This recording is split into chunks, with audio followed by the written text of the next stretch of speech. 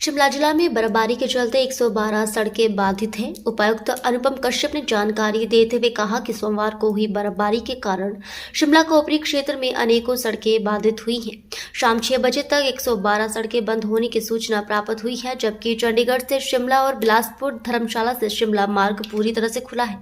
वहीं शिमला शहर का सर्कुलर मार्ग सभी वाहनों के लिए खुला है। उन्होंने कहा कि बाधित सड़कों को खोलने का कार्य शुरू किया गया है। उन्होंने कहा कि शिमला ग्रामीण में 8, ठियोग में 1, कोटखाई में 48, जुबल में 7, रोहड़ू में 27, रामपुर में 7, चौपाल में 1, कुपवी में 2 और कुमारसेन में 6 और डोडरा कवार की 5 सड़कें बर्फबारी के कारण बाधित हुई हैं। उन्होंने कहा कि बागवानों और पर्यटकों के लिए बर्फबारी काफी सुखद साबित होने के संकेत दे रही है, लेकिन हमें बर्फबारी के दौरान अपने आप को सुरक्षित करना है। प्रशासन के दिशा निर्देशों के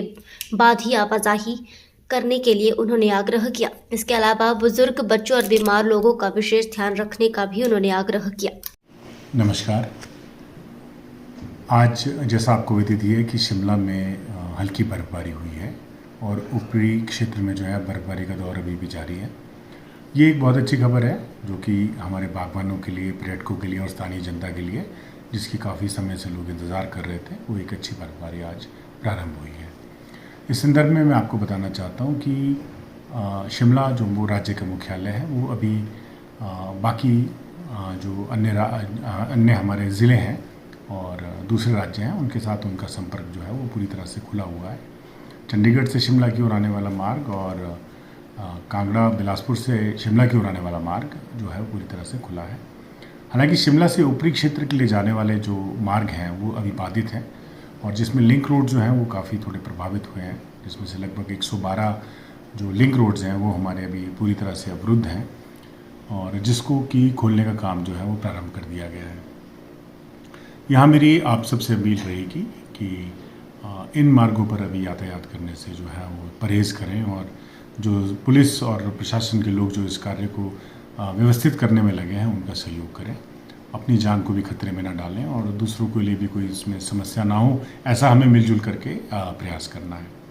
इसके अतिरिक्त मैं आपसे ये भी आग्रह करना चाहता हूँ कि बर्फ़ पड़ने के कारण जो है वो शहर में भी अगर मौसम कल साफ़ रहेगा तो कोहरा पड़ने की संभावना रहती है, तो ऐसे में एहतियात के तौर पर बहुत ही सावधानी के साथ चलें और जो सुबह के आवर्स रहते हैं, अर्ली मॉर्निंग आवर्स,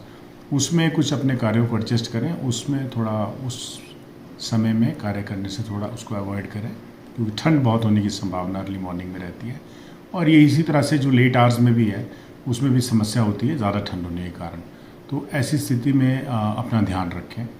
जो कुछ लोग एज्ड हैं या किसी प्रॉब्लम से सफ़र कर रहे हैं उनको अपना, और बच्चों को और गर्भवती महिलाओं को और ऐसे लोग जो किसी न किसी डिजीज़ से अफेक्टेड हैं, वो थोड़ा अपना विशेष ध्यान रखें, अपनी दवाइयाँ निरंतर लें और गर्म कपड़े डाल के रखें। गर्म कपड़े सभी जो लोग स्थानीय लोग हैं वो भी जो है वो गर्म कपड़े डालें, अपने आप को अच्छे से व्यवस्थित तरीके से रखें। हल्का हल्का गर्म पानी पीते रहें, अपने स्वास्थ्य का ध्यान रखें, गर्म पानी पीते रहें, डिहाइड्रेशन ना हो ऐसी स्थिति उत्पन्न ना होने दें। ये हमको थोड़ा सा इस चीज़ के लिए विशेष रूप से थोड़ा ध्यान रखने की आवश्यकता है। ये ध्यान रखें कि अगर आपको लगता है कि कहीं आपको कहीं जाने से आप उसको टाल सकते हैं तो उसको जो है अवश्य ही एक आध दिन आगे पीछे एडजस्ट करें, अपने आप को सुरक्षित रखें। दूसरा ये है कि क्योंकि ये साल के वर्ष का जो है वो अंतिम हफ्ता भी प्रारंभ होने वाला है और एक तरह का फेस्टिविटी का माहौल शिमला के अंदर है, तो उसमें सभी पर्यटकों से भी मेरा ये आह्वान है और स्थानीय जनता से भी मेरा आह्वान है, क्योंकि हमारे पास रोड्स की लिमिटेशन है और इसमें ट्रैफिक फ्लो बहुत ज़्यादा होने की संभावना है। उसके लिए हम बार बार सबसे रिक्वेस्ट भी करते हैं कि एक तो थोड़ा सा सेल्फ डिसिप्लिन की तरफ हम इसमें बढ़ने की ज़रूरत है। अननेसेसरी ओवरटेकिंग ना करें, गाड़ी के जो हमारे शीशे रहते हैं उससे बाहर ना निकलें और जगह जगह पर गाड़ियाँ रोक करके जो है वो अननेसेसरी स्वयं के लिए और बाकी लोगों के लिए भी डिस्टर्बेंस क्रिएट ना करें। अच्छा समय है सबको, सब इसमें जो है वो एक टूरिज़्म पॉइंट ऑफ व्यू से भी, एंटरटेनमेंट के लिए भी और इन सब चीज़ों को अपना अच्छा समय व्यतीत करने के लिए शिमला में आते हैं।